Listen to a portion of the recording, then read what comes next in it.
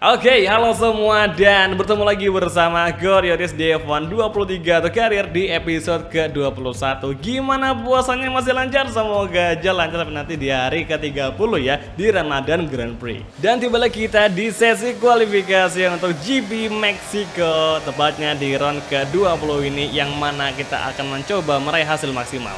Oke, sekarang kita masih di sesi one shot qualifying dan ya kita hari ini lagi sementara ngelakuin hot lap dengan ingin meraih hasil yang maksimal di sesi kualifikasi, guys. Tapi di sini kita ada sedikit perubahan tadi, di mana untuk setupnya mobilnya itu yang settingan defaultnya kita diarahkan ke settingan increase top speed, itu kita rubah menjadi increase downforce, ke balance ya, lebih seimbang. Karena tadi waktu sempat gue nyobain di sesi free practice itu pakai settingan yang increase top speed tuh kayak kurang enak buat nikung. Jadi gue rasa ya kita lebih condong atau prefer ke settingan dengan yang tipe balance aja, seimbang antara downforce dan juga top speednya, cuy. Yang paling kerasa ya tiap masuk tikungan, yang mana gue rasa kayak understeer banget, makanya ya gue putuskan buat menggunakan settingan yang fokus ke balance, jadi imbang antara top speed dan juga downforce. Meskipun nanti di lurusan kita bakal sedikit kalah sama rival-rival lainnya yang pasti menggunakan settingan increase top speed, cuy. Oke, last sektor, dan saat ini kita bakal memasuki sektor ketiga bagian akhir, kemudian sampai di last corner. Oke, langsung saja kita full gas dan Esteban Ocon meraih pole sementara, dan kali ini Pras meraih tempat ke-7 di sesi kualifikasi. Oke lah, nggak apa-apa. And with qualifying complete, let's review our top 3 today. Tapi ini kalian nggak akan percaya, karena gapnya antara Esteban Ocon hingga si Prasetyono itu hanya berjarak 0,2 saja. Bahkan sampai ke top 10 itu cuma berjarak 0,3 saja. Saking sengitnya persaingan di sesi one shot qualifying. Jadi gue rasa nanti dari bakal lebih seru lagi persaingan di antara tiap pembalap nih di Meksiko GP. Kalau gitu langsung aja kita menuju ke sesi race untuk GP Meksiko di round ke-20. Back in the 60s, Mexico City would host the season-ending race, a party of motor racing. Well, we might not host the finale now, but Mexico hosts a party nonetheless. So welcome to the Autodromo Hermanos Rodriguez for the Mexico City Grand Prix. The Autodromo Hermanos Rodriguez, 2.6 miles of track that allows drivers to take full advantage of their cars, reaching speeds in excess of 220 miles per hour and providing lots of opportunities for overtaking. The circuit features 17 corners, 10 to the right and the remaining 7 going to the left. It's time to see how our drivers are stacking up after yesterday's exciting qualifying session. A fantastic effort from Esteban Ocon yesterday, and it's put him on pole, just ahead of George Russell, who starts this event from P2. Considering the rest of the grid, we have Sainz, Verstappen, Leclerc, Norris, Price, Perez, Hamilton, Oscar Piastri, Fernando Alonso, Albon, Bottas, Stroll, Tsunoda, Hulkenberg, Magnussen, Sargent, Ricciardo, and Zhou Guanyu. And now it's time to head down to the track. And I'm joined once again by Anthony Davidson to bring you the lowdown for today's race. Let's talk about Price. What do you make of their performance so far this season? It's been a really solid year so far. There have been some incredible standout performances, but what's really impressed me has been the consistency. With this kind of form, I'm expecting another great race today. Oke guys, tiba kita di starting grid untuk GP Meksiko GT. Dan sekarang ini di pengaturan strategi gue bakal pakai settingan yang default saja, yang mana kita bakal menggunakan ban soft di stint 1 dan medium di stint kedua. Kalau gitu langsung saja kita mulai untuk round ke-20 Meksiko GP. It's on the way, dan langsung saja kita bersiap-siap mengambil sebelah kiri dari para pembalap di race kali ini. Kemudian menuju turn 1, sepertinya Verstappen menyusul. Namun di sini kita bakal mengambil dari bagian outside line, dan finally Pras masuk menempati tempat kedua dan mengovertaking Esteban Ocon. Namun sekarang ini George Russell menjadi race leader dan Pras mampu mengisi tempat kedua bersama Alpine, start bagus dari Prasetyono yang pastinya akan menjadi satu dari kandidat driver of the day. Start ke-7 tidak masalah, yang penting konsistensi dan juga keberanian mengambil resiko. Dan saat ini George Russell take the lead. Lagi-lagi duel dengan Mercedes akan kembali tersaji di race kali ini. Kemarin melawan Hamilton, sekarang melawan George Russell. Oke, sektor ketiga. Langsung kita late braking sembari mencari untuk mendapatkan peruntungan agar bisa merapatkan gap dengan George Russell. Oke, menuju last corner guys. Come on, fokus ke fighting.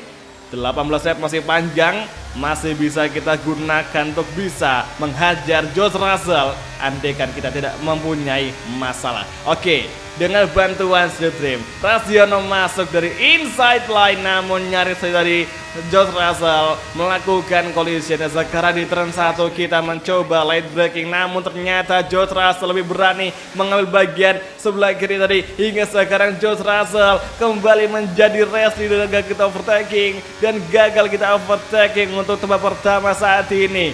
George Russell take the lead kembali. Luar biasa tangguhnya George Russell yang sudah kita serang, kita berikan pressure, tekanan agar dia mengalah. Tapi nyatanya George Russell masih begitu kuat dan mampu menahan laju dari Prasetyono di braking zone turn 1 tadi. Defense luar biasa dari seorang George Russell yang merupakan teammate dari Lewis Hamilton. Sektor kedua akan segera usai. Sektor ketiga awal. Update posisi. George Russell, Prasetyono, Esteban Ocon, Carlos Sainz, Verstappen melengkapi 5 besar. Dan satu hal yang paling gue suka dari balapan di Meksiko itu cuacanya cuy. Cuacanya jarang banget gue balapan di Meksiko itu dengan cuaca yang basah. Kalau basah bener-bener kayaknya belin banget. Tapi sekarang Meksiko bener-bener kayak cerah banget. Jadi gue rasa ini menjadi race yang paling sangat sempurna untuk masalah cuaca. Oke, DRS sudah bisa kita aktifkan di lap ketiga. Langsung saja kita mencoba late braking, namun masih belum bisa. Oke, nyaris saja mengkollision ekor dari mobilnya George Russell, kemudian keluar tikungan ketiga exit corner. Nampaknya DRS belum terbuka di sini, entah mengapa. Oke, entry corner masih kembali merapatkan gap dengan George Russell. Apakah di lap ke-3 ini kita bisa menuntaskan misi meraih posisi pertama sebelum melewati pergantian lap menuju lap ke-4? Mari kita coba saja. Barangkali ada kesempatan dan juga keberuntungan di sini. Dan sekarang DRS akan segera terbuka. Sektor ketiga awal kita akan mencoba late braking dari sebelah kanan, tapi ternyata masih belum bisa karena George Russell masih mampu untuk lebih mendefend serangan dari Prasetyono. Tapi sekarang ini di tikungan terakhir dan kita akan menuju lap keempat yang mana DRS di main straight akan terbuka untuk Pras, dan inilah yang akan menjadi kesempatan Pras untuk kembali mengambil alih posisi pertama dari George Russell, dan finally Pras mampu mengovertaking George Russell di turn 1 lap keempat dengan bantuan DRS. Luar biasa, Prasetyono mampu menyelesaikan tugasnya dengan mengovertaking dan meraih posisi pertama dari George Russell. Tidak disia-siakan kesempatan itu. Tidak ada masalah sama sekali. Semuanya berjalan lancar. Berdoa saja semoga Prasetyono tidak sampai mengalami masalah, yaitu masalah engine. Dan ya, kemarin di sebelum masuk ke sesi race atau weekend di GP Meksiko itu gue sempat ngelakuin beberapa perubahan. Yang utama sih kita mengganti 2 part mesin ya menjadi versi yang paling baru, dan entah kenapa kok kita nggak kena penalti. Padahal di Austin kemarin di sesi practice waktu gue mau ganti part tersebut kita ada notifikasi atau peringatan akan dikenakan penalti dengan start dari paling belakang. Tapi sekarang ini itu tidak terjadi, agak aneh. Gue agak bingung sama aturan dari FIA cuy atau FIA. Mungkin yang paham bisa jelasin kenapa bisa begitu kan. Oke, sekarang lap kelima kita masuki dan DRS akan terbuka untuk George Russell, yang mana George Russell tengah bersiap-siap mengovertaking Prasetyono di turn 1, dan kali ini George Russell masuk mendive boom Prasetyono dan Prasetyono gagal melakukan switchback, sehingga sekarang George Russell lah yang menjadi pimpinan race sementara waktu. Saling penyalip, bergantian posisi antara George Russell dan juga Prasetyono sangat kuat sekali di sini. Apakah kedua malam ini akan menjadi kandidat terkuat yang akan memenangkan balapan GP Meksiko? Semoga saja mereka berdua tidak mengalami strategi yang mengakibatkan mereka blunder. Oke, tadi ada notifikasi di mana Max Verstappen mengalami kendala sehingga dia harus out of the session. Gue rasa Verstappen lagi-lagi mengalami hal yang seperti biasa yang dialami sama pembalap lain, yaitu blow engine atau engine-nya meledak sehingga mereka gagal menyelesaikan balapan yang sedang dijalani, sehingga Verstappen terpaksa out of the session. Tuh, itu Verstappen masih ada di radar di mana dia masih nyempil di bagian area runoff di keluar tikungan terakhir. Gue rasa Verstappen masih cukup kesulitan untuk bisa mengget dari adanya lintasan. Tuh, Verstappen masih ada sebagai di bagian dekatnya garis start. Sekarang di RS Open untuk Prasetyono, namun George Russell mendefend di bagian sebelah kanan sehingga George Russell memiliki momentum untuk mendefense kembali Prasetyono. Tapi ternyata Prasetyono lebih dulu masuk dan keluar tikungan kedua, sehingga sekarang Prasetyono menjadi race leader. Dan di RS Open untuk Prasetyono di lap ke-6 ini gap dengan George Russell 0,4 untuk sementara waktu. Esteban Ocon, Carlos Sainz, dan Lando Norris di 5 besar. Oke, sekarang kita udah menjadi pimpinan race lagi. Kira-kira apakah mampu kita pertahankan? Karena sekarang ini George Russell adalah salah satu pembalap yang memiliki kecepatan dan juga race pace di sesi race kali ini yang berasa imbang sama Prasetyono dengan kompon soft, cuy. Jadi kita wajib hati-hati jika nanti di zona DRS lagi misal George Russell ngelakuin overtake balik. Jadi kita ya mungkin bakal sedikit agak ngurangin lah cara bertahan supaya ban kita masih bisa bertahan, cuy. Karena ini lap 8 masih panjang loh, atau lap dimana kita akan melakukan pergantian ban. Ya, sekarang ini ban belakang udah sampai di angka 20% pemakaian ban. Oke, di RS Open untuk George Russell, dan George Russell mencoba memblok bas Prasetyono menuju braking zone turn 1. Apakah Pras bisa melawan kembali? Namun ternyata masih belum bisa, karena George Russell cukup cerdas dengan cara memblocking racing line atau jalur yang ingin kita masuki. Dan sekarang George Russell menjadi atau kembali mendapatkan posisi pertama di lap ke-7. Oke, update posisi George Russell, Prasetyono, Esteban Ocon, Carlos Sainz, dan juga Lando Norris. Verstappen udah out of the session. Gue masih agak heran kenapa Red Bull di karir kita itu kayak jomplang banget sama Red Bull yang ada di real life, cuy. Atau yang di versi dunia nyata. Kayak nggak ada kayak nggak ada tajinya, kayak ya udah kita aja lempeng-lempeng nggak pernah meraih kemenangan. Sekarang kita akan mengovertaking George Russell, namun George Russell masih bisa atau mampu membuat defense sehingga Pras gagal overtaking. Intinya di musim ini Red Bull tidaklah Red Bull yang asli. Red Bull mengalami masalah, banyak sekali problem yang mereka dapati dari awal musim yang sering rusak mesinnya hingga sekarang pun masih ada masalah kayak gitu. Oke, lap 8 sepertinya kita masih belum ngedibat. Sekarang kita bakal coba lihat braking, kita overtaking George Russell dan kita block pass George Russell, dan kini Prasetyono menjadi race leader lagi.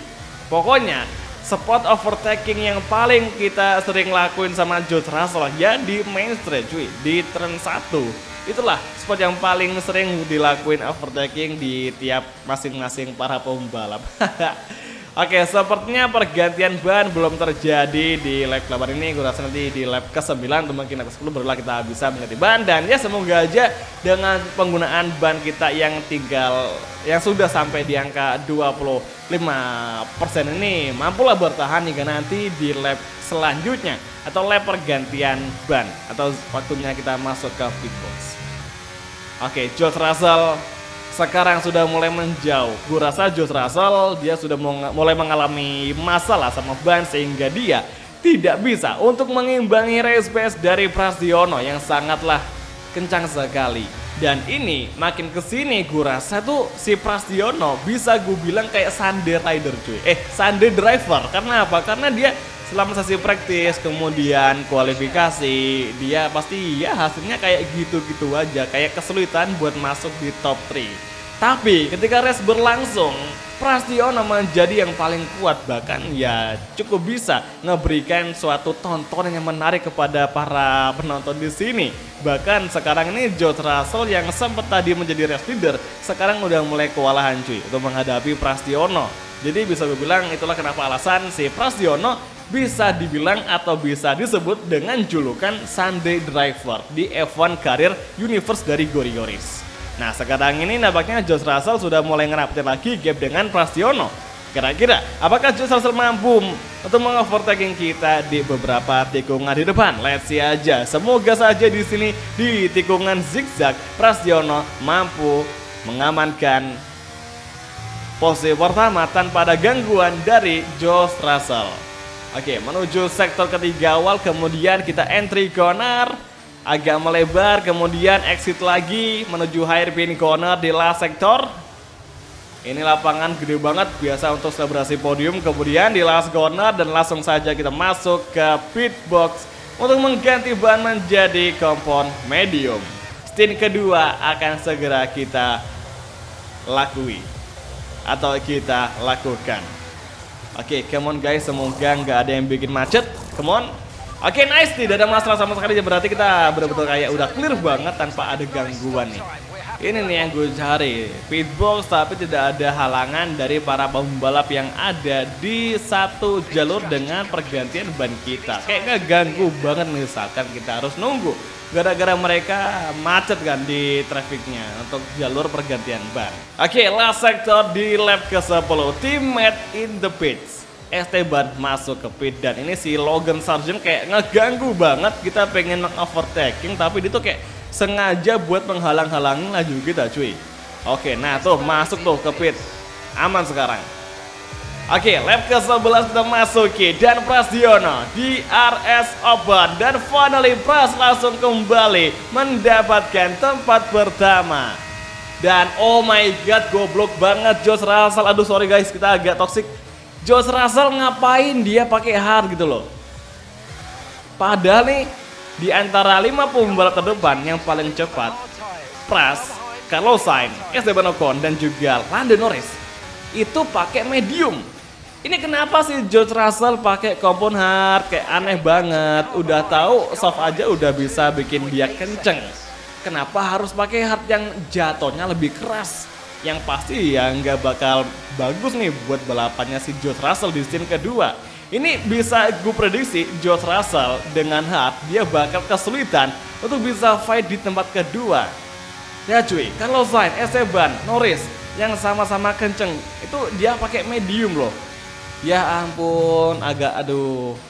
Lagi-lagi apa? Ya bener, Mercedes menirukan strategi dari Ferrari. Ngebadut asli cuy. Oke, last corner guys. Pokoknya kita bodo amat, yang penting mereka kita kalahkan dan Pras menjadi pemenang di Race GP Meksiko. Oke, lap ke-12 masuki dan sekarang apakah George Russell akan di overtaking oleh Carlos Sainz? Dan sepertinya Leclerc menjadi fast lap dan saat ini di braking zone turn 1 Carlos Sainz mengovertaking George Russell. Udah gue bilang cuy, gak lama lagi ini George Russell bakal mental keluar 4 besar. Let's see aja, kita tunggu aja seberapa lama George Russell mampu bertahan. Dan sekarang Lando Norris pun udah di overtaking sama Charles Leclerc. Yang sekarang Ferrari sudah masuk di 5 besar.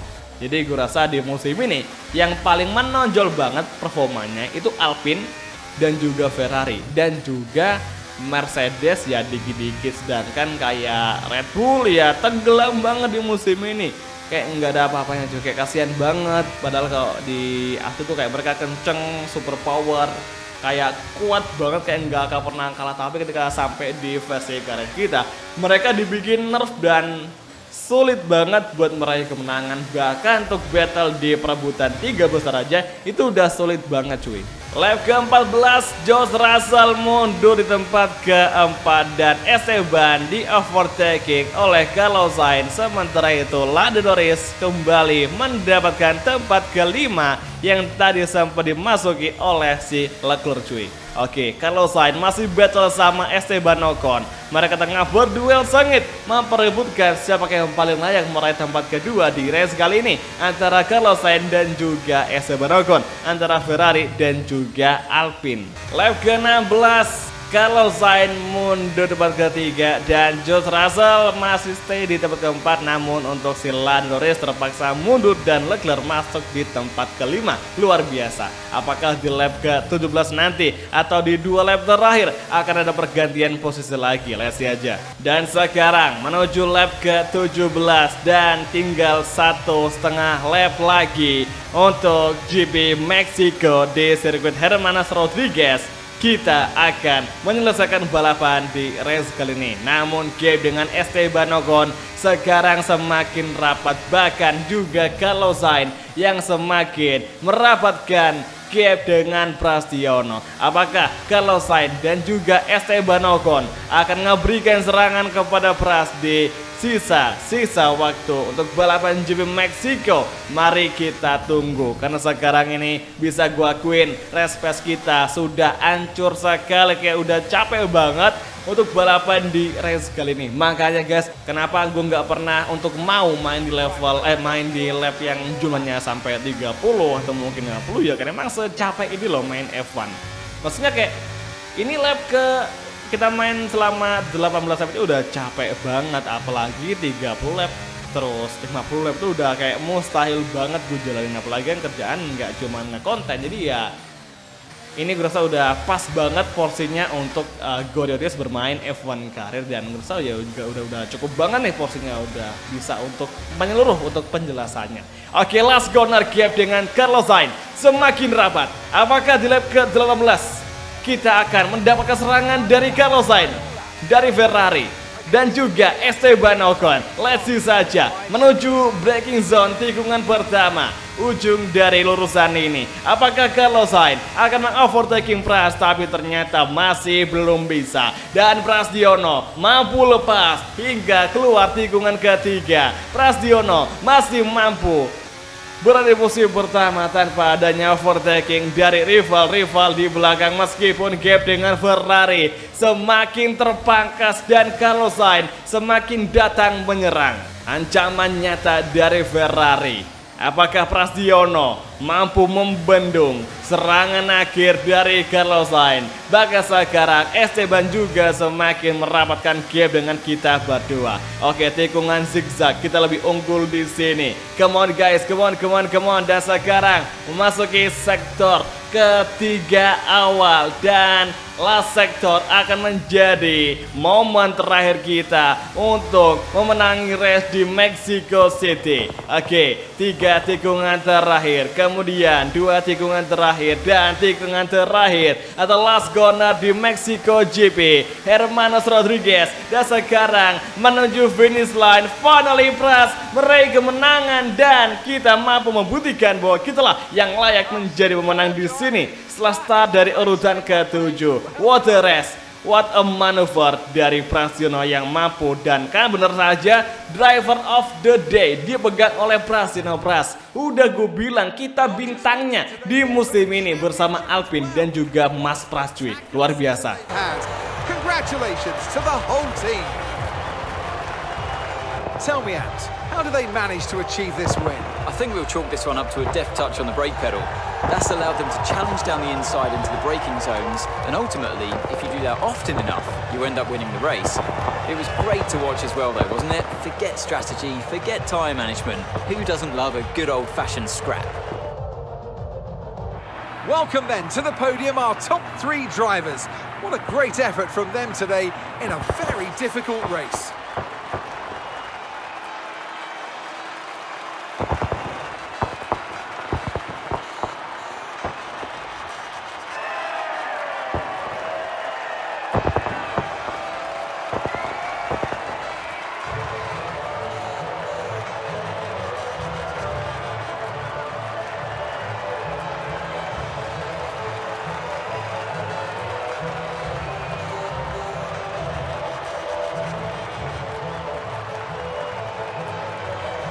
Dan akhirnya usai sudah sesi race di Mexico GP dan balapan semakin akhir. Tinggal 3 round lagi.